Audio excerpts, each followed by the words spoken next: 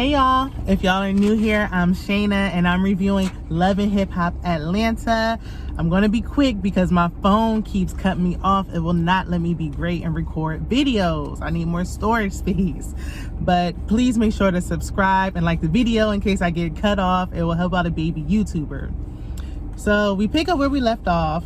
We find out it's Country Wayne who's interrupting the wedding, and there was a skit that Joc planned, and it was not funny. Jokes didn't land. Nobody found it funny, especially Kendra. She didn't find it funny at all on her wedding day, and neither would I. That's not the time to play. So they get through that foolishness. Nobody enjoyed it, and Country Wayne just sat back down with quietness because nobody laughed. So, Kendra's trying to get his ring on. She's having a hard time. And Joc is like, oh, that everybody gonna say that's a sign. She can't get the ring on. It's a red flag. But they got the ring on. They took their pictures. Everything was seemingly going good. But we move on to Karlie Redd, and she's in the car with her daughter.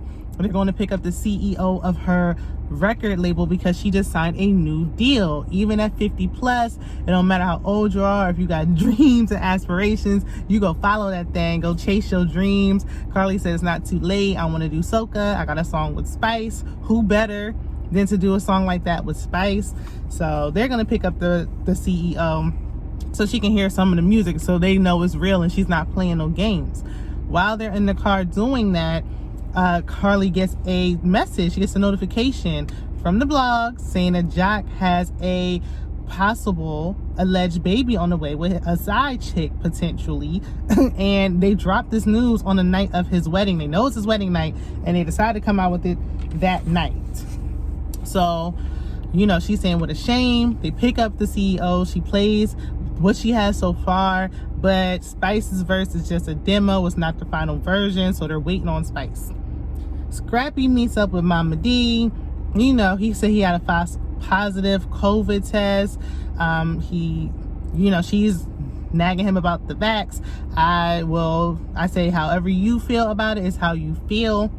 So they move on, and she's saying she want to see her grandkids, but Bambi is getting in the way of that. And he's like, Bambi's not getting in the way. You can come to the house. I think, it can go both ways, but we'll get into that later. So she asked about their marriage. She said, y'all on good terms. And he's like, they, have trials and tribulations, but they're not using the D word anymore. They're still going to try to work this thing out. They got 3 small children. So Bambi and Erica link at Bambi's store, Shimmer. And they vent briefly about their husbands, of course, but they really want to get into the tea about Joc and his alleged baby. And, Bambi's like, I consider Kendra a close friend. And Erica's like, if that's your friend, you need to tell her. Like, I would feel away if you didn't tell me. And she said every time she had to find out about Safari, she found out in the streets. Instead of finding out from her friends, everybody knew but her. And she was walking around looking like boo-boo. So I agree. If that's your friend, everybody's like, should I tell her? Should I not? If y'all consider this girl your friend, you should tell her. They bring up Sierra. At the end of the day, even if Sierra's in the wedding, if you know something, say something. But I do understand the other side of getting in somebody's business, and then they stay together, and then they ice you out. You looking crazy. So I see both sides a little bit, and Sierra's side, because she doesn't know if it's legitimate or not. Rennie Rucci is sitting down with her brother, and they're talking about their mom. She's saying that she's glad that they're sticking together as her mother would have wanted, because they were really close when they were young, but as they got older, they kind of grew apart.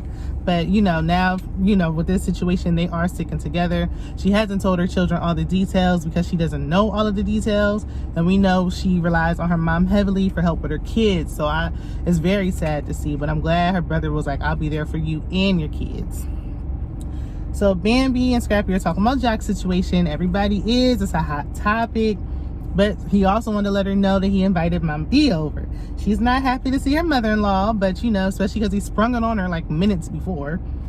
But Mamadi shows up, and she's saying she wants her grandkids to come to her house. And they're like, you can come over here.